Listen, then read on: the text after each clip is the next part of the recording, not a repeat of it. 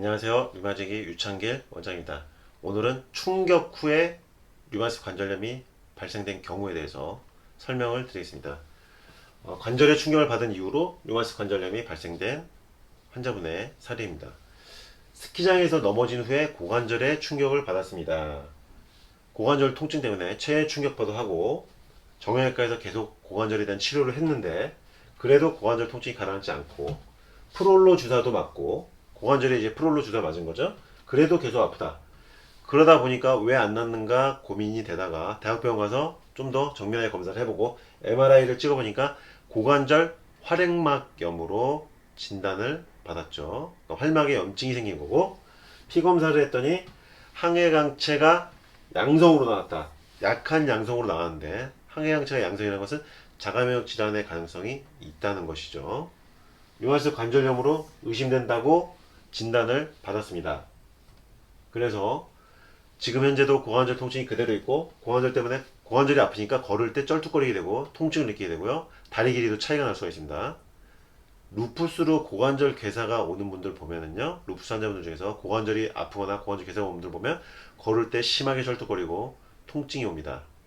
이분 역시 괴사가 온 것은 아니지만 고관절에 통증이 오랫동안 있다 보니까 걸을 때 불편함을 느끼게 되는 거고, 손가락과 발가락에도 관절 통증이 생겼다. 류마티스 관절염의 전형적인 발생 부위죠. 손가락, 발가락. 그러니까 고관절에 충격이 생겼지만 그 이후에 손가락, 발가락에도 류마티스 관절염 증상이 생겼고 항해강체도 약하지만 양성으로 나왔다.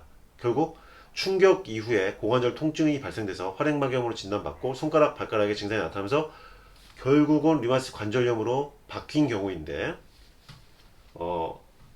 오글시크롤인가 사라조핀을 류마티스 내과에서 처방가서 복용 중인데 여전히 통증은 그대로다. 그래서 저를 이제 찾아오신 환자분입니다.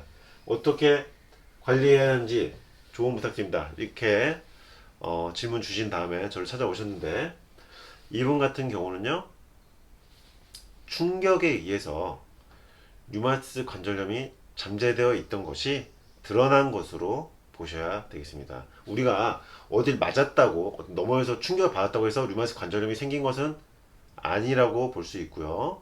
이분 같은 경우는 항해강체도 양성이었기 때문에 류마티스에 대한 자가면역 질환에 대한 소인을 가지고 있다가 충격 후에 어떤 이런 류마티스 관절염 관련 증상들이 드러나게 되었다. 충격 이후에 검사도 하게 되고 충격 이후에 몸의 어떤 밸런스가 깨지면서 손가락, 발가락, 고관절 통증이 낫지 않다 보니까 류마티스 관절염으로 발견이 된 것이죠.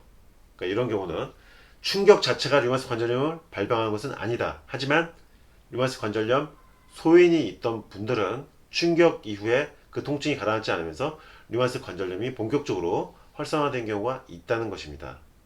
이 부분 참고하시고요. 충격 이후에 류마티스 관절염이 발병되고 진단받게 되는 경우에 대해서 설명을 드렸습니다.